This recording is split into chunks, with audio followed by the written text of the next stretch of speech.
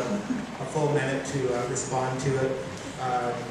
Question states, what would each of you do to preserve the historic character of Southwest Chula Vista, such as Otay Farms, Strawberry Farms, the Otay Church, and then the second part of the question is, and finally provide sidewalks on the south side of Palomar Avenue from Highway 5 to 4th Avenue, and increase the safety aspects throughout the area, but especially at the junction of Orange and Palomar. So a lot of it has to do with improvements in this Southwest, but there's also a historic preservation question in there too. So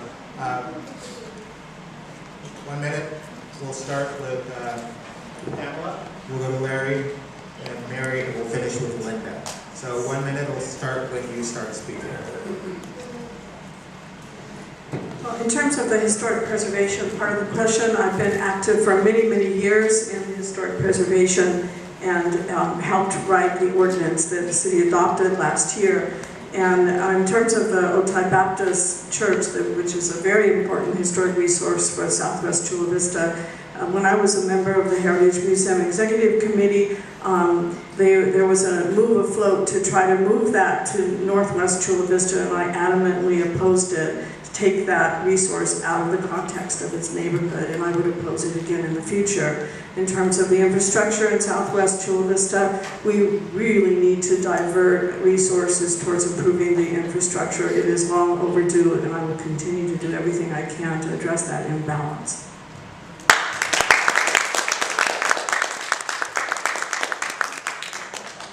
I think historic preservation is a broader issue than just a few individual properties.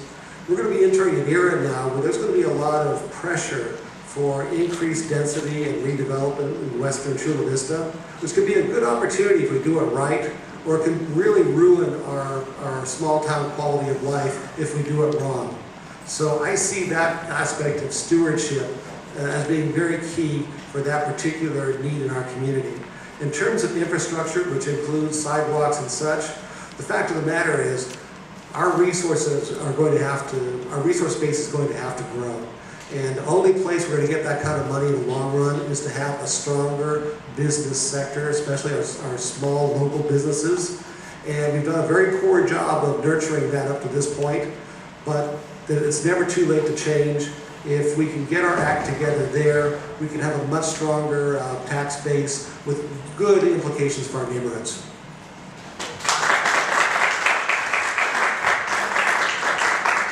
In 2002, Councilmember Ben Susan and I worked hand in hand on the Mills Act, and I was the council member that carried that ordinance and had the Mills Act passed in California, which in Chula Vista, which provides for tax incentives for historic homeowners and business owners to retain the historic integrity of their buildings. I also live in a home in downtown Chula Vista that was built in 2003, but is sensitive to the architecture that it's surrounded.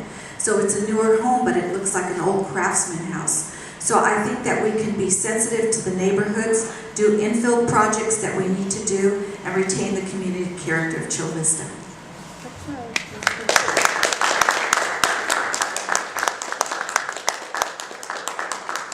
I think as the revenues recover, as we leave this recession, which I think we will, I'm very optimistic that we're on our way out. I think that we will have money available for curbs, gutters, and sidewalks in the neighborhoods that we have promised them to for so many years. We annexed the Montgomery area, and we're only now beginning to start to see some curbs, gutters, and sidewalks on Dixon Drive, on Tobias. Everybody has seen the new sidewalks there. We need to do a lot more. We can direct the newer money, the money that will be coming, which I believe it will be, towards those ends, because I think that that's where our responsibility is. Local government provides curbs, gutters, and sidewalks. People want that. People want to be able to not have to walk. Children shouldn't walk in the mud to go to school.